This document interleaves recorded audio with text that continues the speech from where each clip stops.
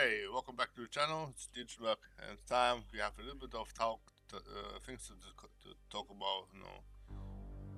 It's highly time for that. Once again,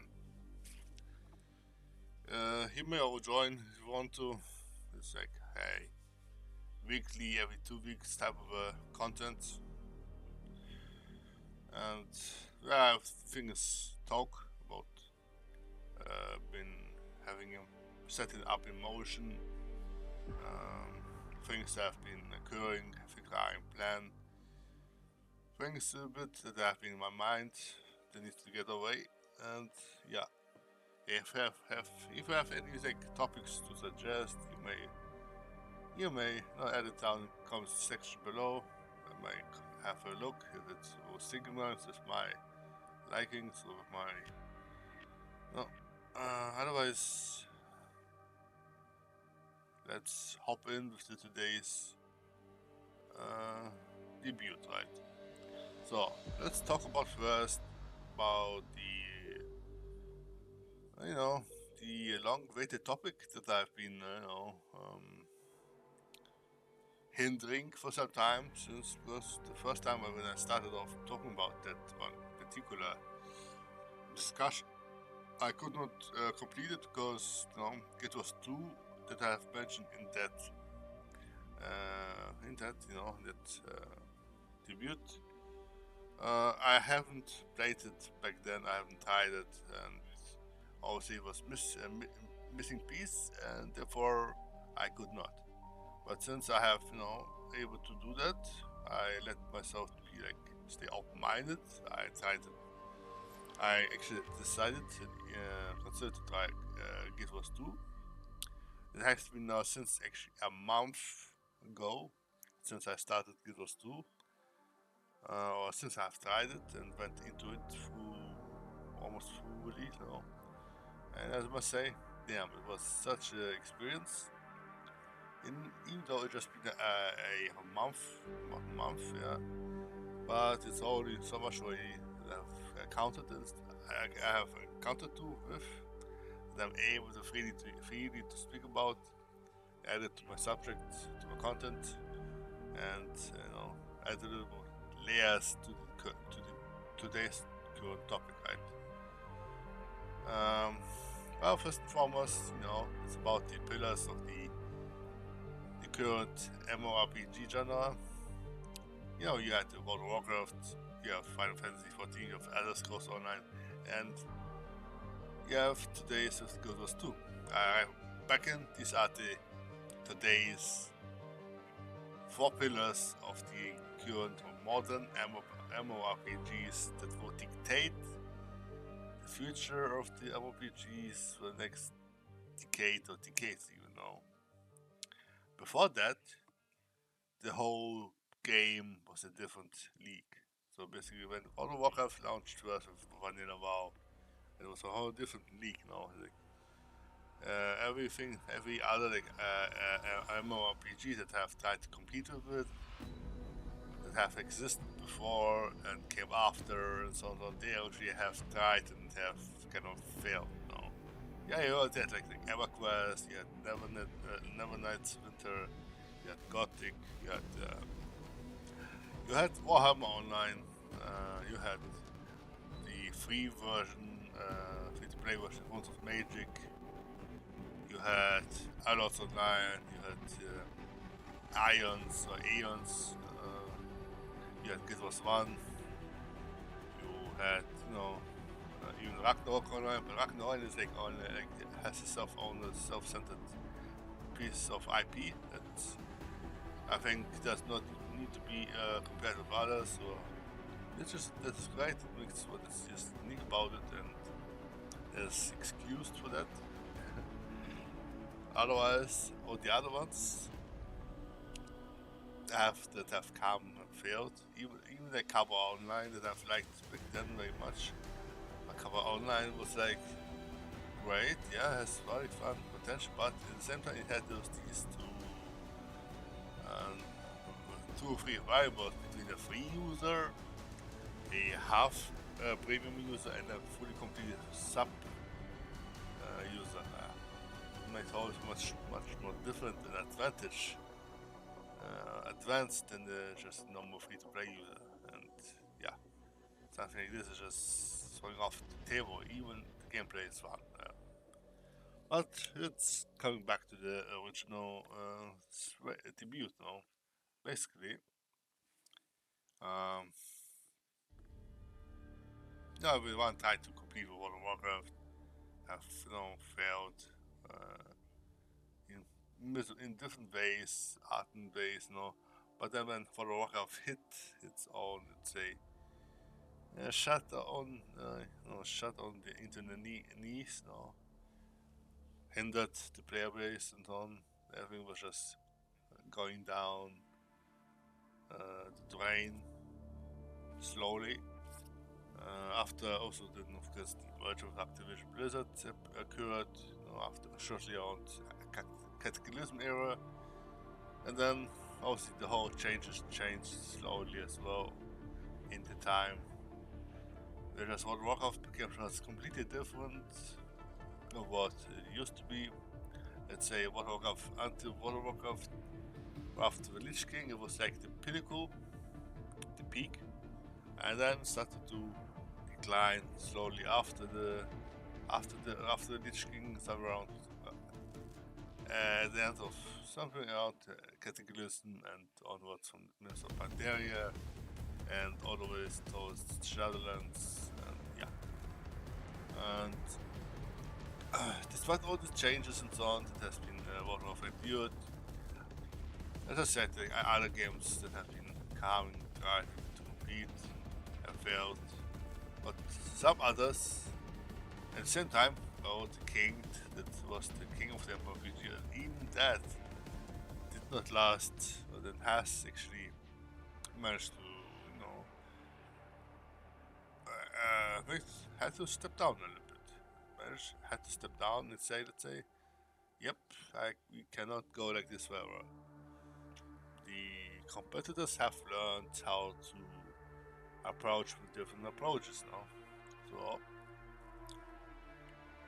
because of that, they have learned how to compete with the king and so on. They it's like have become the new ways of how to compete with each other. No? It's not new ways, but it's a sure approach that rather what was been in the old-fashioned way, and then I failed hard, and then yeah. So basically, titles after like that, say, where World of Warcraft was in the decline. MMORPG titles like Final Fantasy 14 with Realm Reborn. No, I don't know how it was at the beginning at Realm Reborn, but when I tried it for the first time, in 2021, prior of Shadowlands 9.1 Corsia, it was great, and even I bought it back then with the 4 copy, including all the add-ons up to the Shadowbringers, and I didn't regret it back then. It was my very first second MMORPG that I've liked after World of Warcraft, so after that long period of time, and that have become another keeper of mine. And so not so long ago, about a month ago, I actually have, also have like set up my mind, let's say, I had to bring a thought about Guild Wars 2, and even though there has been some strange familiarities going on through my mind when I saw that Guild Wars 2 interface again. I felt like I already had played it once or tried it, but it did not cut out to be my cup of tea. But somehow this time around it just happened just like this, boom, and I got myself into it. So like 2-3 days later, after the free version, I just got myself the complete edition, excluding the newest one, excluding the newest expansion, But from my point of view, it is still the complete edition that is in there for 50 euros. It of course also has been on sale not so long ago for 20 euros. I still don't know regret having bought for 50 euros. And the content wise that is in the package is still a lot of enough to complete myself with. Long enough until I actually will go into the latest expansion. So it's gonna be enough for me for that time being to handle the world around Guild Wars 2 content and yeah, the first 3 of our expansions now. So yeah, so in that in the time being, when I tried Guild Wars 2, it obviously has had to open my eyes once more in the MMORPG category genre, right?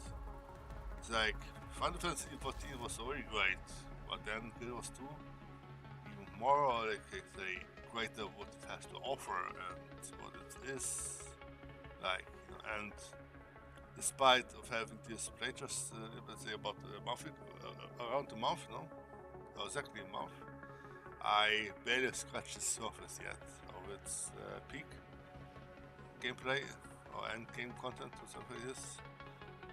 And it's like, I can understand it was on a whole different level. Starting off, let's say, your not so your typical character class creation at the beginning. You have a little bit of something you can personalize it the way you like to, from the how it looks into your little bit background story recap, of that main character you're about to create now. And from their point, you actually proceeding with your character's personal story progression campaign now. And I don't know how it would actually impact if you choose a different type of origins. For me, for my example, I chose as Human Guardian was my was my first character I've tried before choosing my first man to try to level 80 and the base game line and play the personal storyline to the end. That's how I actually have noticed or witnessed that you actually get to play your personal story. And personal story is about this, finding about your parents that were unknown to you, and you were able to find the truth about your parents, who they were, and this and that. And and there's so many other things in your background I don't know. I'm not sure if they are who have a impact on your personal storyline as well. But let's say, for example, I got the Guardians of my first character. I tried as the first character, but became my first character level 80, and then on the main story progression line, onto the Victoria Death campaign against Saitan, one of the other dragons. And in that character customization, you create your character. You give a little bit of your character background, say between let's say between a ferocious one, dignity, or charisma type. And you have also the choice between being a nobility, a noble, a commoner, or a street punk. And then you have a little bit of another type of layer of backgrounds, you have like unknown parents, you have a sister, something this and this, and you wake up drunk and beaten unconsciously in a circus night. Right? Whatever, you know. I wonder if those things actually matter in your personal storyline, when you play your personal story, you know. And obviously, would like to find it out. However, going back to the topic, to the that I've started before, you know, I haven't tried New World, but it was enough for me to witnessing throughout the time being when New World was released the first time, no, and it was on sale for first time as well on Steam. I actually did not regret not to have it buy it now. So it's like I saved the money back then. And the same with Lost Ark, it was great for some time, but somehow it managed to draw me away from it again. Despite the cool classes, cool cast, like design, animation, like class building type of characters, but what I have felt or disliked about Lost Ark it was a PC game on a PC platform, but it behaved at the same time like a mobile game. Yes, it behaved like it's like was a mobile. It was on a platform on a PC platform masked as a a mobile game. Yeah, I don't know if it's how it's today, but you have to try maybe once upon a time again. Otherwise, for now, you know, I use that even though I've tried Random Scores Online back days when it was on free to play offer after a Bethesda showcase, you know, a Bethesda con, 2 years ago or so. And I tried the Elder Scrolls Online for the first time. I must say it wasn't too bad. It had interesting class fantasy as well. Probably a good story built up as well. But something among the line just did not cut to the cup of my tea. And yeah, I might actually give it a go some point of time. But for now, actually, I am in no need for Elder Scrolls Online. I'm currently pretty sufficiently happy enough with World of Warcraft, Final Fantasy 14, and Guild Wars 2. I was like, I have the three kings, and I'm pretty, happy with them. No? I mean, I'm pretty, you say, sufficient for now. So yeah, and just in rerouting back a little bit back towards you know, my today's discussion. No? It's like those three or four, I'd say, MMO genres or IPs, like World of Warcraft, like Elder Scrolls Online, like, you know, Final Fantasy 14 and Guild Wars 2. These are basically modern, say the modern pillars of the four modern pillars of the modern MMORPG genre, right? And for the next, I bet for the next 1 or 2 decades, those four pillars will actually be detecting the MMORPG genres in full tact. Obviously, there are other RPG that is on the horizon or in the work, in production, or something like the ex Blizzard company, like known as Ghosts, and something like other type. But by the time they will be ready, I'm sure whenever they will be ready, you will actually get to know about it.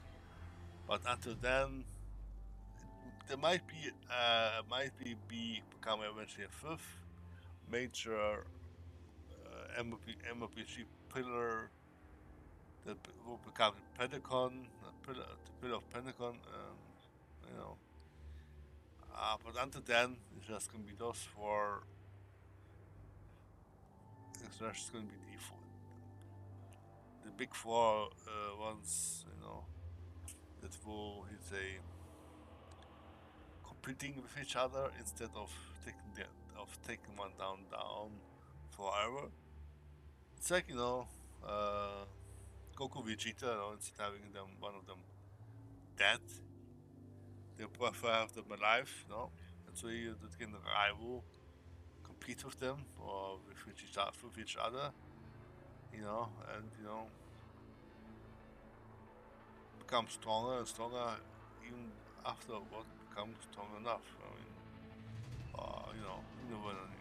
So yeah, same thing with this year. So better keep the competition alive and let's learn from everything that's around us, make the use of it.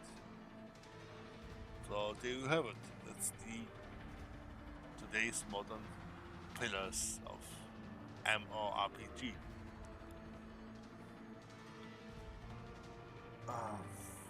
That's that.